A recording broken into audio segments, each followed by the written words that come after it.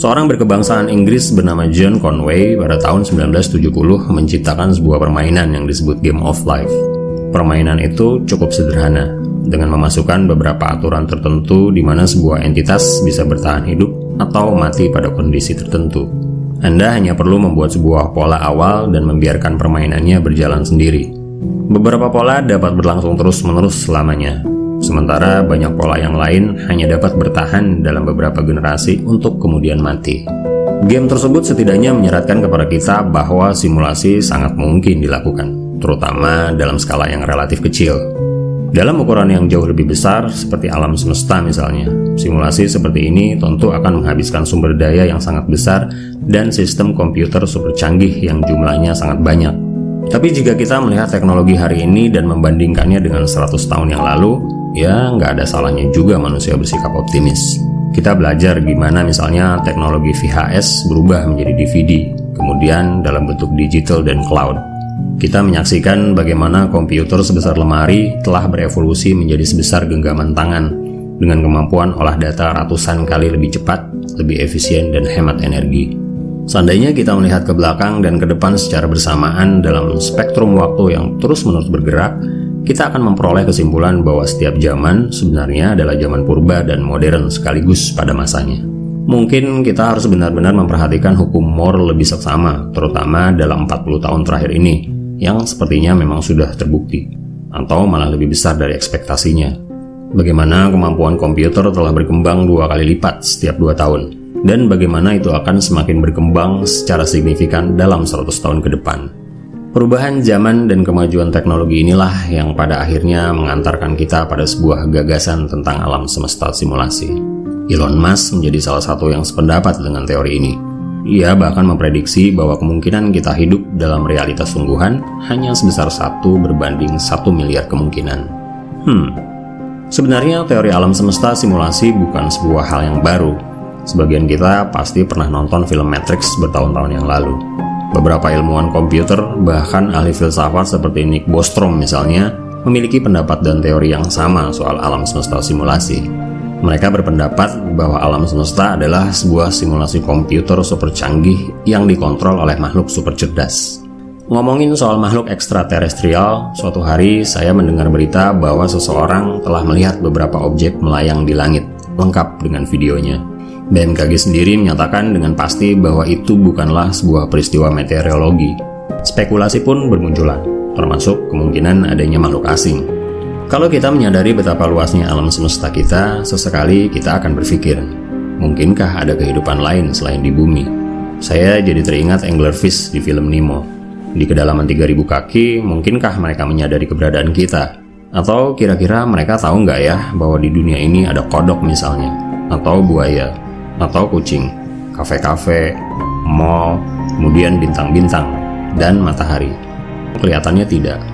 Tapi seperti halnya anglerfish yang kemungkinan besar nggak menyadari keberadaan matahari atau bulan misalnya, demikian pun kita yang mungkin tidak menyadari adanya kehidupan lain selain di bumi. Baik kita maupun anglerfish mungkin sama-sama punya persoalan yang kurang lebih sama. Kita dan mereka sama-sama kurang jauh mainnya. Kenyataan-kenyataan tersebut mau nggak mau membawa kita pada sebuah pemikiran tentang Fermi Paradox. Bagaimana manusia melihat dirinya sendiri di tahun 1 miliar katakan, atau di tahun 10 miliar misalnya, atau sebut saja berapapun angkanya.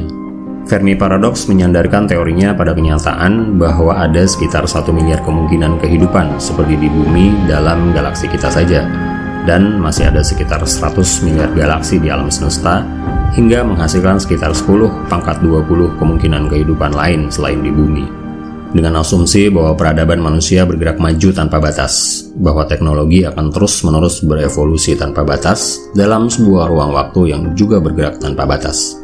Fermi Paradox dan kemajuan teknologi membawa kita pada sebuah keniscayaan semu tentang adanya sebuah peradaban lain dengan makhluk super cerdas di dalamnya tanpa bukti ilmiah tentang hal tersebut. Tanpa batas sendiri sebenarnya bukan sebuah angka dalam matematika, melainkan sebuah konsep yang berusaha menggambarkan sesuatu yang terlalu besar buat diukur sebab ia tidak berdiri pada sebuah nilai konklusif, yang karenanya akan meninggalkan sebuah pertanyaan. Adakah sesuatu yang bahkan mencapai nilai tanpa batas? Dalam ruang konsep tersebut, matematikawan asal Jerman David Hilbert dengan Infinity Hotel Paradox-nya menunjukkan bahwa kita, atau setidaknya sesuatu, bisa mencapai keadaan tanpa batas, bahkan tanpa batas plus 1, atau tanpa batas plus tanpa batas yang menghasilkan keadaan tanpa batas yang jauh lebih besar, meski itu cuma sebatas konsep. Dalam realitas, manusia akan selalu memiliki batas, terlepas dari cara pandang kita terhadap teknologi dan masa depan. Bahkan dalam cara pandang alam semesta simulasi pun, manusia hanya akan menemukan dirinya dalam batas-batas tertentu. Kita hanya akan mengetahui sesuatu sebatas pembuat simulasi mengizinkan sebuah pengetahuan.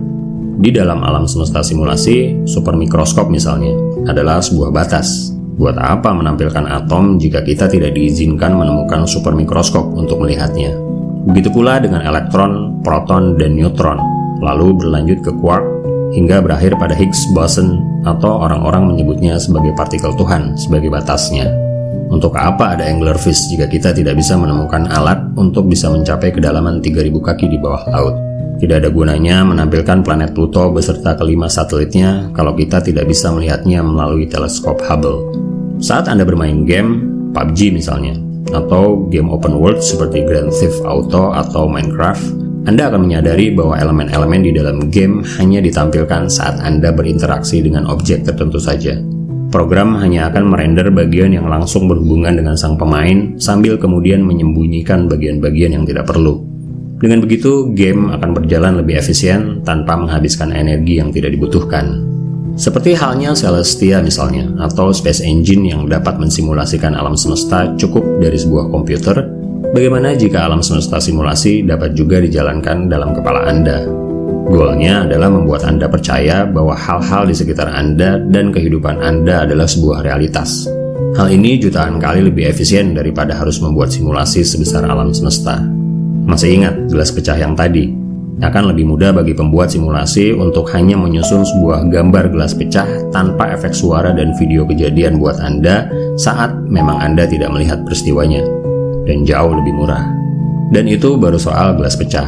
Bayangkan efisiensinya untuk miliaran manusia dengan probabilitas pilihan-pilihan hidup dan kejadian yang demikian kompleks yang jumlahnya kian hari kian bertambah.